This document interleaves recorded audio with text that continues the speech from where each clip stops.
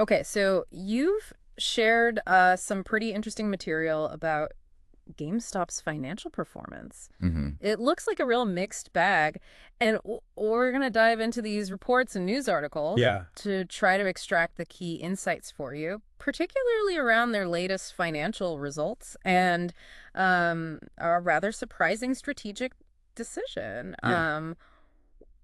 Are these financials a sign of a turnaround, or is this Bitcoin move a signal of deeper challenges? That's a good question. That's precisely the question Right. that we'll be exploring today. Yeah. You've provided GameStop's financial results ending February 5, 2025, Yep. along with analysis from Reuters, Mm-hmm. Globe Newswire, Yep. Reddit discussions, Guru Focus, Okay. Stock Titan, Investopedia, Mm-hmm. Parents, and Business Insider. Wow, that's a lot. Yeah, a lot of information. Okay. Our mission is to make sense of these numbers and understand what's truly significant. Okay. We'll be looking closely at those sales figures, their profitability, and of course that eyebrow-raising move to Bitcoin. Yeah, eyebrow raising is right. Yeah. So let's start with the headline numbers. Okay. You'll see that net sales for the fourth quarter of 2025 were $1.283 billion, Right.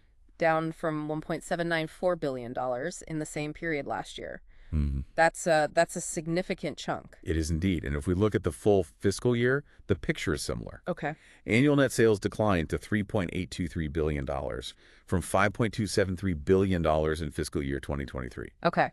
So to put it simply, net sales represent the total revenue generated from their sales after deducting things like returns. Right. So a substantial decrease in what they're bringing in. Right.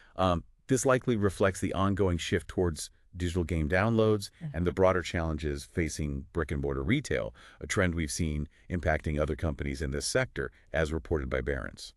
Right. So it's like the world is changing. The world is changing, yeah, and the way people are consuming their video games is changing. Right. Um, Okay, so the top line is definitely down. However, the story becomes more nuanced when we look at profitability. that's right. In the fourth quarter, net income more than doubled to $131.3 million compared to $63.1 million. Right. That's a pretty dramatic swing in the positive direction. Absolutely. And that positive trend continues for the full year as well. Okay. Net income also saw a substantial jump to $131.3 million from just $6.7 million the year before. Wow. So while they're selling less overall, they're actually making significantly more profit.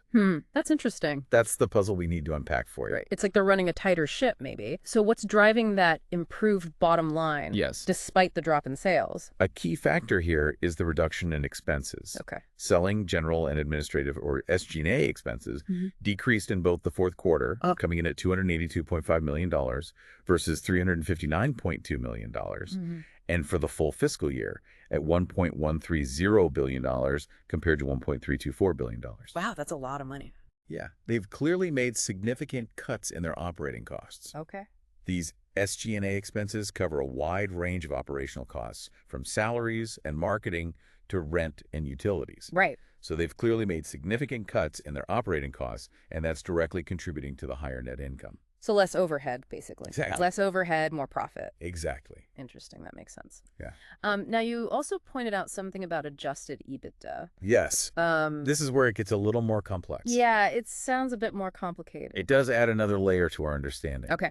Now, adjusted EBITDA is a measure of a company's operating profitability before interest, taxes, depreciation, and amortization. Okay. It's often used to get a clearer picture of core operational performance by stripping away certain non-cash or financing-related items. I see. What's fascinating here is that the adjusted EBITDA presents a slightly different perspective on their operational performance. Okay. For the fourth quarter, it actually increased to $96.5 million from $88.0 million, which aligns with the increased net income. Okay. However, for the full year, it decreased to $36.1 million from $64.7 million. Okay. So a strong finish to the year in terms of that core operational profitability. Yes. But a more challenging picture across the entirety of it. That's right. Why the discrepancy between the strong fourth quarter and the weaker full year for EBITDA? So the difference between the strong fourth quarter EBITDA and the weaker full year figure suggests that the cost-cutting measures implemented later in the year Right. had a significant positive impact on operational profitability. Oh, I see. But the earlier part of the year faced more headwinds. It's Right. like they hit their stride in terms of efficiency towards the end of the fiscal year. Yeah, it's like almost like they had a plan and they finally got it executed. Maybe, or maybe they realized, hey, we really need to tighten the belt here. And Yeah, exactly. yeah, Yeah. yeah. Interesting. Interesting. Indeed. Okay, so a mixed bag indeed. Yeah. Declining sales, but improved profitability driven largely by cost reductions. Right. And this late year surge in operational efficiency. Mm-hmm. You also mentioned some operational changes beyond just cutting costs. Yes, adding another layer, GameStop completed the sale of its Italian operations and ceased store operations in Germany during this fiscal year. Okay, like literally closing up shop in those locations. Exactly, yeah, they're shrinking. Right. These moves likely contributed to the changes in their financial figures, both in terms of reduced sales revenue, obviously, with fewer stores, and potentially lower operating costs moving forward. Right. It's part of their ongoing effort to streamline and focus their business geographically. Okay, so we're seeing a leaner GameStop emerging, at least in terms of its physical footprint and its cost structure. Yes, absolutely. Now let's turn to something quite unexpected. Okay.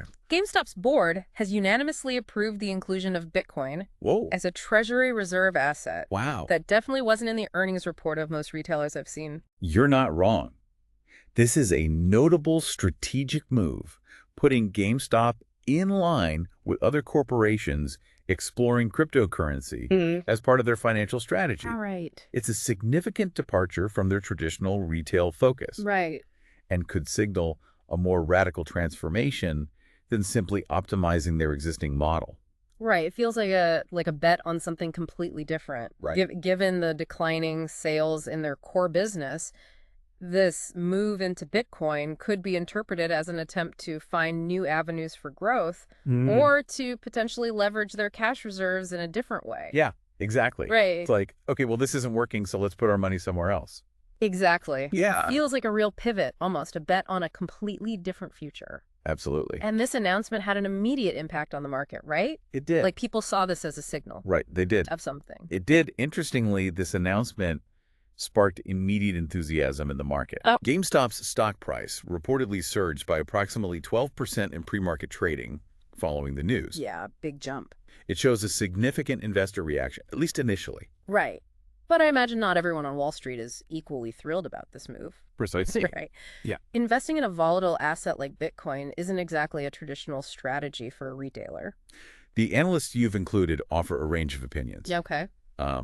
Some see the Bitcoin investment as a bold diversification strategy, potentially opening up new avenues for growth and leveraging the company's brand in new digital spaces. Okay. Analysts at Google Focus, for example, might see this as a way to leverage their brand recognition with a younger, digitally savvy audience interested in crypto, potentially opening doors to new revenue streams beyond traditional game sales. Right. Almost like it's like a marketing thing, too. Exactly. Yeah. Others express caution, Right. particularly concerning the underlying challenges in their core gaming business as digital sales continue to rise and physical retail faces headwinds. Right. There are also inherent risks associated with the volatility of Bitcoin itself as a treasury asset. Right. The Reddit discussions you provided also show a mixed reaction from the gaming community, with some viewing it as innovative and others as a sign of abandoning their core business. Oh, right. So it's very polarizing. Yeah. This divergence in opinion highlights the potential brand risk associated with such a move. Yeah, absolutely. Okay, so we've got this traditional business facing some real challenges, and then this leap into a very different and somewhat volatile asset class. So what does this all mean when you put it together for you, our listener? If we connect this to the bigger picture, Yeah. we see a company with declining sales in its traditional retail business, Right. but demonstrating improved profitability through cost management. Then they make a significant leap into a completely different asset class with Bitcoin. Right. It's a story of a company clearly trying to find a new path forward in a rapidly evolving landscape. Yeah, are they just trying to survive? Or are they trying to thrive? Yeah, are they just trying to stay afloat, or are they trying to really reinvent themselves? Exactly. The question is whether these two seemingly disparate strategies, cost-cutting in retail and investing in cryptocurrency, can work together in the long run. Right, and it raises some important questions for you to consider. Yeah. Is this Bitcoin move a genuine strategy for future growth and stability, or a reflection of the ongoing difficulties in their core business? How will this impact their operations? Will they be actively trading or just holding? Right. And how will this resonate with their core customer base, the gaming community? It's not immediately obvious how these two worlds intersect. Yeah. What kind of vision does this signal for the future of GameStop? This raises an important question about the company's vision. Right. Are they aiming to become more of a technology-focused holding company? Or do they still see their future primarily in retail, albeit a leaner, more efficient one? The Bitcoin investment could signal a more radical transformation than simply optimizing their existing model. Right. That makes you wonder what other strategic surprises they might have in store. Yeah. What's next?